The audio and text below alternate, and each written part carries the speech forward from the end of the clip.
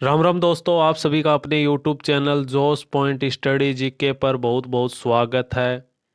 अभिनंदन है। आशा करता हूँ कि आप सभी अच्छे होंगे। देखिए दोस्तों, अभी कोरोना काल चल रहा है, तो सभी अपने घरों में सुरक्षित रहें और हम सभी यही दुआ करते हैं कि ये कोरोना टाइम बहुत जल्द चला जाए। तो चलिए दोस्तों, हम अपनी पढ़ाई की तरफ ध्यान देते हैं। और देखिए, आज का जो अपना टॉपिक है वो राजस्थान के जिला दर्शन में से दो जिलों का हम अध्ययन करेंगे, जो सवाई माधोपुर और टोंक है। तो देखिए दोस्तों, सवाई माधोपुर का जो आरटीओ नंबर है वो RJ 25 है, वह टोंक का RJ 26 है। तो चलिए, आज के हम पहले क्वेश्चन की तरफ बढ़ते हैं। देखिए दोस्तों, पहला क्वेश्चन, त्रिनेत्र गणेश जी का मंदिर कहाँ स्थित है? त्रिनेत्र गणेश जी का मंदिर कहाँ पर स्थित है दोस्तों? रामेश्वरम, चौथ का बरवाड़ा, रणथंबोर, शिवाड़। तो इसका जो राइट आंसर होगा दोस्तों वो कौन सा होगा? त्रिनेत्र गणेश जी का मंदिर कहाँ पर है? तो ये है शिव रणथंबोर में दोस्तों। ऑप्शन नंबर 3 इसका राइट आंसर हो जाएगा। रणथंबोर में त्रिनेत्र गणेश जी का मंदिर है, जो इंडिया के अंदर ये एक ही मंदिर है दोस्तों जिसके अंदर तीन नेत्र हैं, तीन आंखों वाला मंदिर है ये।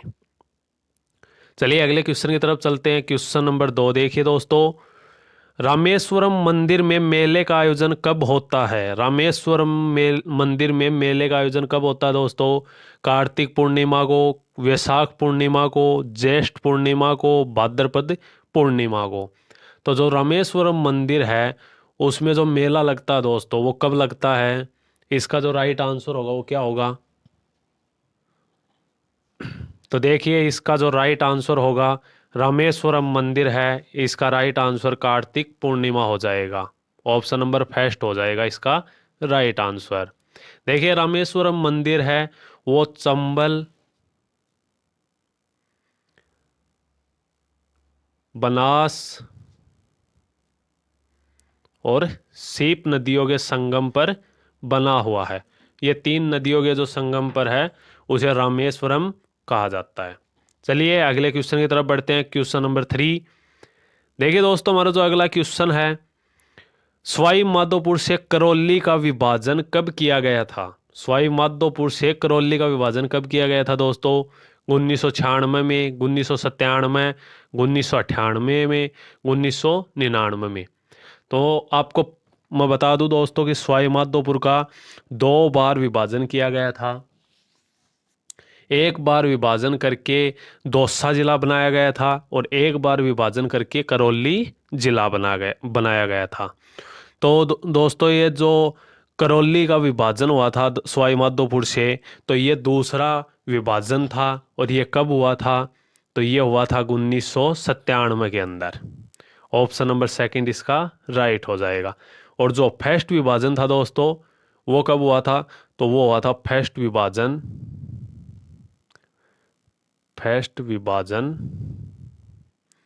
1992 के अंदर हुआ था। दौसा जिला बना था दोस्तों। तो इसका जो right answer option number second हो जाएगा। चलिए अगले क्वेश्चन की तरफ चलते हैं। क्वेश्चन नंबर 4, निम्न में से सवाई माधोपुर में कौन सा मेला नहीं बढ़ता? निम्न में से सवाई माधोपुर में कौन सा मेला नहीं बढ़ता दोस्तों? कल्याण जी मेला, जगदीश मेला, शिवाड़ मेला, देवनारायण मेला। तो सवाई माधोपुर में कौन सा मेला नहीं बढ़ता है? तो इसका जो राइट आंसर हो जाएगा वो हो जाएगा देवनारायण मेला। तो कहाँ पे बढ़ता है दोस्तों देवनारायण मेला? तो ये बढ़ता है टोंक के अंदर। टोंक के अंदर देवनारायण मेला बढ़ता है। चलिए अगले क्वेश्चन की तरफ चलते हैं। 32 खंभों की छतरी कहाँ पर स्थित है? 32 खंभों की छतरी कहाँ पर स्थित है दोस्तों? चित्तौड़गढ़ दुर्ग में, आमेर दुर्ग में, रणथंबोर दुर्ग में, कुंभलगढ़ दुर्ग में। तो जो 32 खंभों की जो छतरी है दोस्तों वो कहाँ पर स्थित है? इसका जो राइट आंसर हो जाएगा वो कौन सा हो जाएगा? तो देखिए, 32 खंभों की जो छतरी है दोस्तों ये हो जाएगा राइट आंसर रणथंबोर दुर्ग के अंदर। किसने बनवाई थी दोस्तों ये छतरी? पहले देख लेते हैं किसकी है छतरी दोस्तों। तो ये है जेतर सिंह की। जेतर सिंह की है ये छतरी। और किसने बनवाई थी दोस्तों? तो ये बनवाई थी हमीर देव चौहान ने। हमीर देव चौहान ने इसकी छतरी बनवाई थी। तो ऑप्शन नंबर इसका 3 राइट हो जाएगा। चलिए अगले क्वेश्चन की तरफ चलते हैं। क्वेश्चन नंबर 6, सिरसा जस्ता के लिए प्रसिद्ध क्षेत्र है। सिरसा जस्ता के लिए कौन सा क्षेत्र प्रसिद्ध है दोस्तों? बालेश्वर, चौथ का बरवाड़ा, डिग्गी मालपुरा, रामपुरा आगुच्चा। तो सिरसा जस्ते के लिए कौन सा स्थान या कौन सा क्षेत्र प्रसिद्ध है? तो इसका राइट आंसर हो जाएगा चौथ का बरवाड़ा। ऑप्शन नंबर सेकंड इसका राइट आंसर हो जाएगा। चलिए अगले क्वेश्चन की तरफ चलते हैं। क्वेश्चन नंबर 7, सवाई माधोपुर जिले का जिला शुभंकर क्या है दोस्तों? सवाई माधोपुर जिले का जिला शुभंकर भालू, कृष्ण मृग, काला तितर, बाघ। तो सवाई माधोपुर जिले का जो जिला शुभंकर है वो कौन सा जीव है? इसका जो राइट आंसर होगा वो क्या होगा? तो देखिए दोस्तों, भालू है तो ये तो आपको पता होगा जालोर का है। कृष्ण मृग आपको पता है दोस्तों ये चूरू का है। काला तितर ये झुंझुनू का है। और बच गया दोस्तों बाघ, तो ये सवाई माधोपुर का है। तो इसका जो राइट आंसर ऑप्शन नंबर 4 हो जाएगा। चलिए अगले क्वेश्चन की तरफ चलते हैं। क्वेश्चन नंबर 8, रणथंभौर दुर्ग की कुंजी किस दुर्ग को कहते हैं? रणथंभौर दुर्ग की कुंजी किस दुर्ग को कहते हैं दोस्तों? जाइन दुर्ग को, राजौरगढ़ दुर्ग को, मानगढ़ दुर्ग को, खंडार दुर्ग को। तो रणथंभौर दुर्ग की कुंजी किस दुर्ग को कहते हैं? इसका जो राइट आंसर होगा वो क्या होगा? तो देखिए रणथंभौर दुर्ग की जो कुंजी है वो जाइन दुर्ग को कहा जाता है। ऑप्शन नंबर इसका फर्स्ट राइट आंसर हो जाएगा। चलिए 9 नंबर क्वेश्चन की तरफ चलते हैं। राजस्थान के संदर्भ में खस क्या है? दोस्तों ये खस क्या है? इस खस के नाम का क्या अर्थ है? इस किसे कहा जाता है दोस्तों? ये खस एक प्रकार की झील, एक प्रकार का जंगल, एक प्रकार की घास, एक प्रकार का धार्मिक स्थल। तो दोस्तों खस किसे कहा जाता है? इसका जो राइट आंसर होगा वो क्या होगा?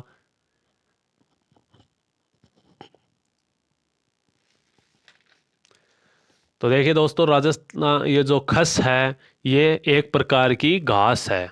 ऑप्शन नंबर इसका 3 राइट होगा।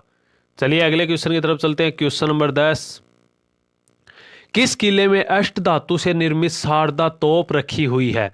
दोस्तों जो शारदा तोप है वो अष्ट धातु से निर्मित है जिसके अंदर 8 धातुओं का मिश्रण है। तो ये तोप है ये कौन से दुर्ग में रखी गई है? जयगढ़ दुर्ग में, खंडार दुर्ग में, तारागढ़ दुर्ग में, बयाना दुर्ग में। तो दोस्तों ये जो अष्ट धातु शारदा तोप है ये कौन से दुर्ग में रखी गई है? इसका जो राइट आंसर होगा वो क्या होगा? तो दोस्तों शारदा तोप खंडार दुर्ग में रखी गई है। जयगढ़ दुर्ग में कौन सी है दोस्तों? तो ये है जय बाण तोप। जय बाण, जय बाण तोप। तारागढ़ दुर्ग में कौन सी है दोस्तों? तो ये है गर्भ गुंजन।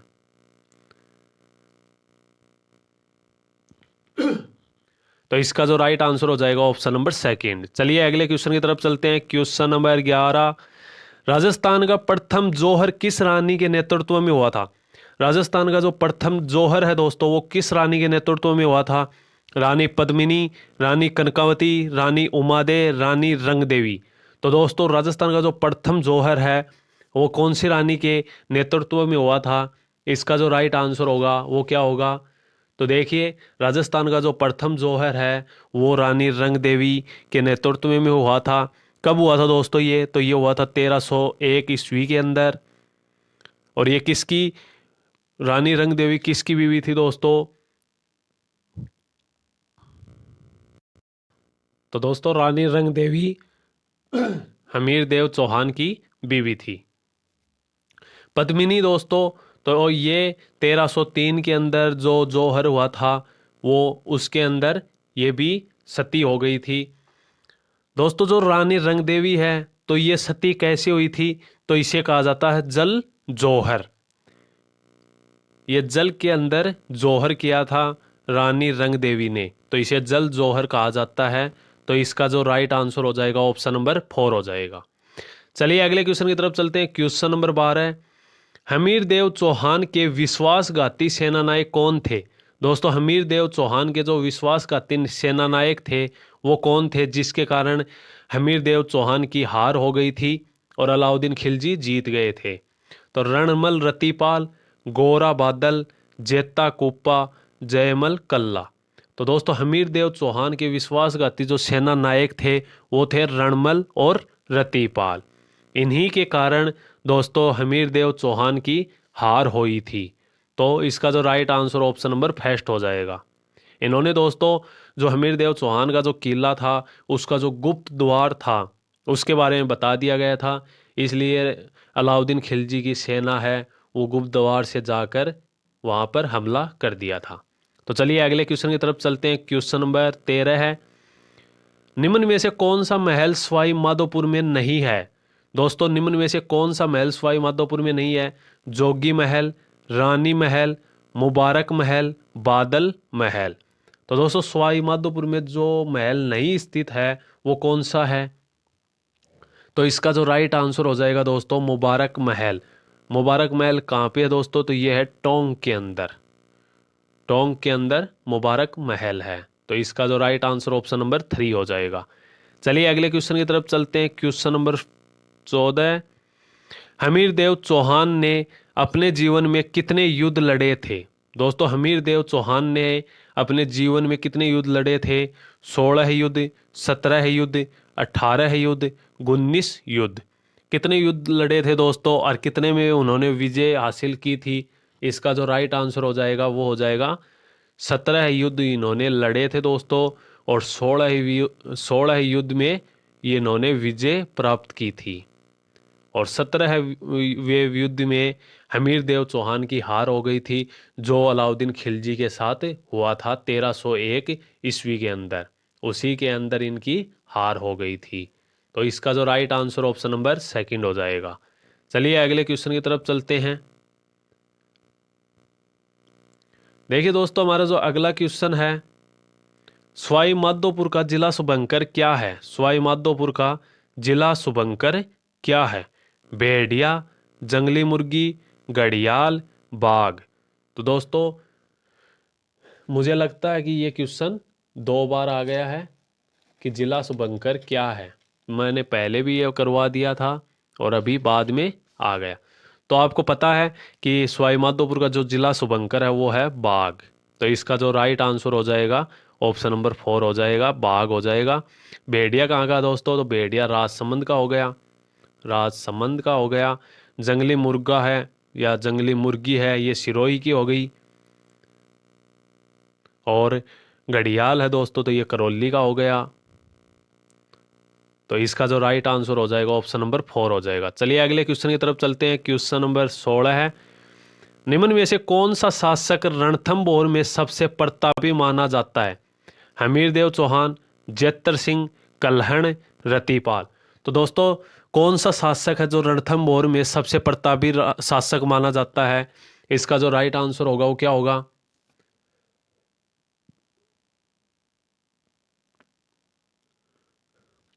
तो देखिए रणथंभौर में सबसे प्रतापी शासक है वो माना जाता है हमीर देव चौहान को।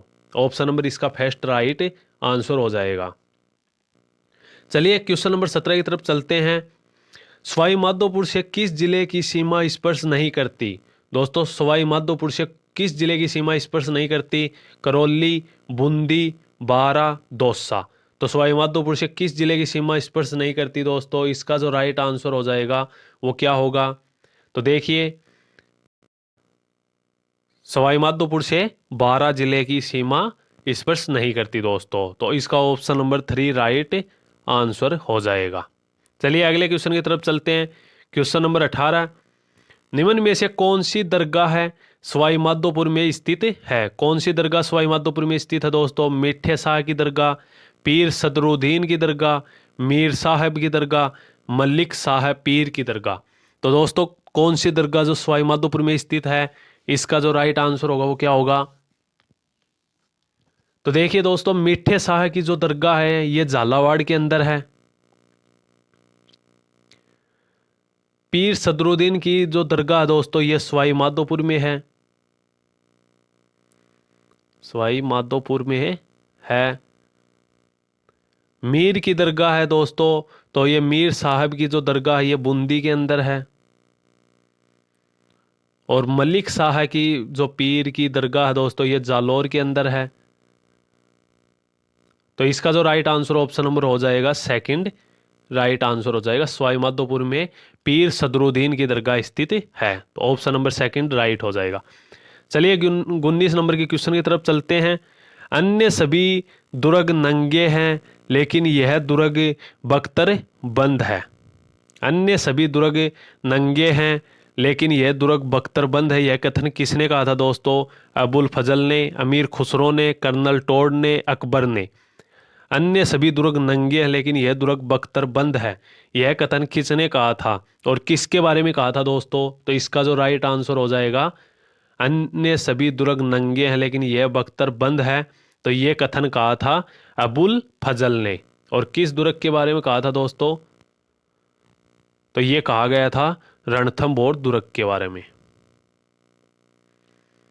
रणथंभौर दुर्ग के बारे में कहा गया था दोस्तों कि अन्य सभी दुर्ग नंगे हैं लेकिन यह बख्तर बंद है, तो इसका right answer option number first हो जाएगा।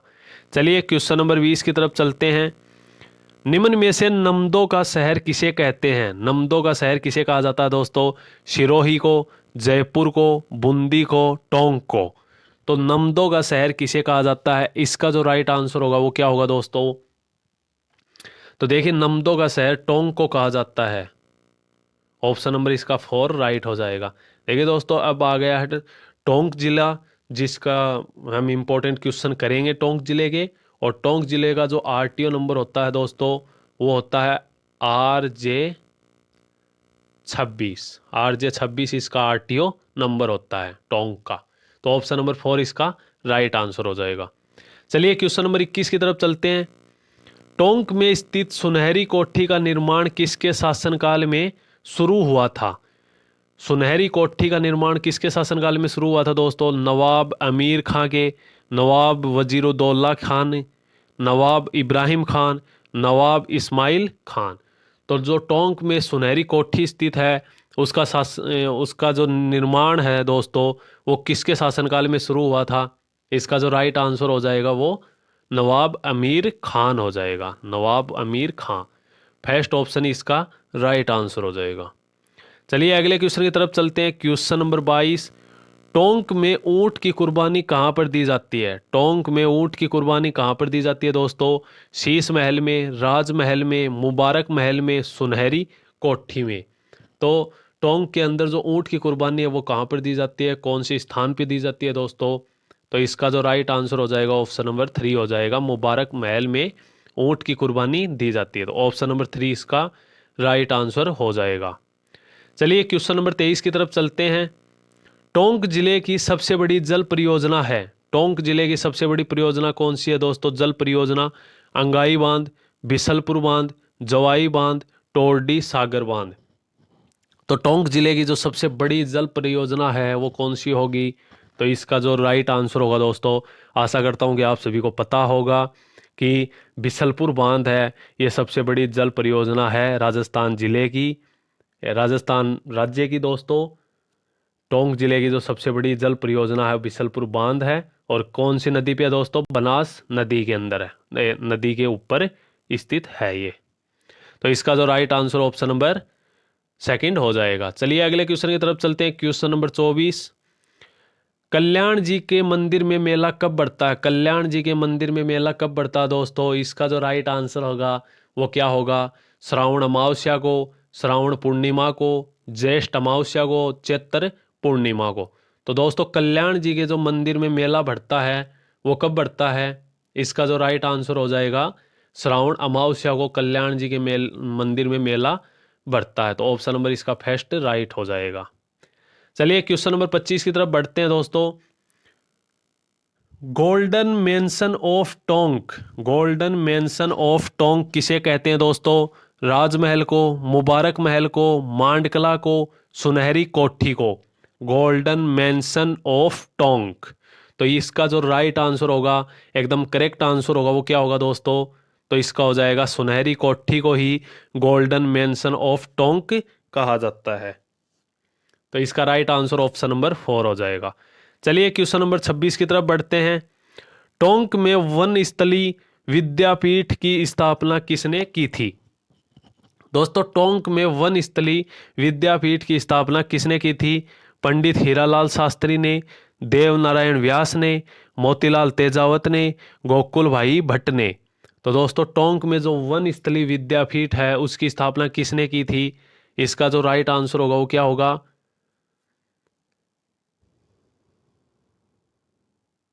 तो दोस्तों इसका जो राइट आंसर होगा वो होगा पंडित हीरालाल शास्त्री ने इसकी स्थापना की थी। ऑप्शन नंबर इसका फर्स्ट राइट हो जाएगा। चलिए अगले क्वेश्चन की तरफ चलते हैं। Question number 27।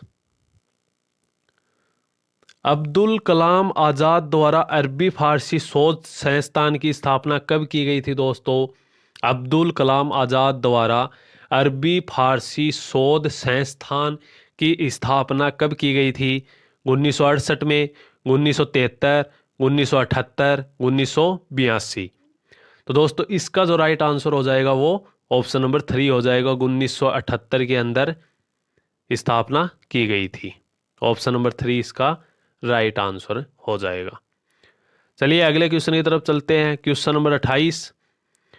केंद्रीय भेड़ व ऊन अनुसंधान केंद्र कहाँ स्थित है? केंद्रीय भेड़ व ऊन अनुसंधान केंद्र कहाँ पर स्थित है दोस्तों?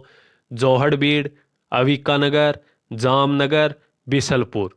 तो ये जो अनुसंधान केंद्र है दोस्तों ये कहाँ पर स्थित है? तो आप सभी को पता है कि ये अविकानगर टोंक के अंदर स्थित है। ऑप्शन नंबर इसका सेकंड राइट हो जाएगा।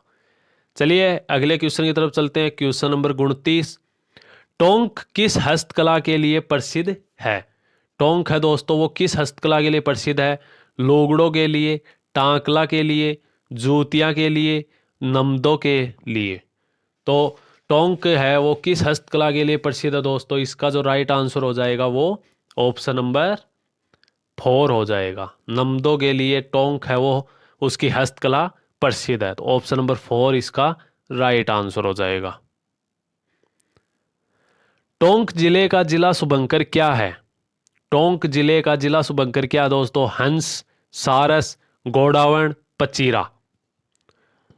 तो इसका जो राइट आंसर होगा वो क्या होगा?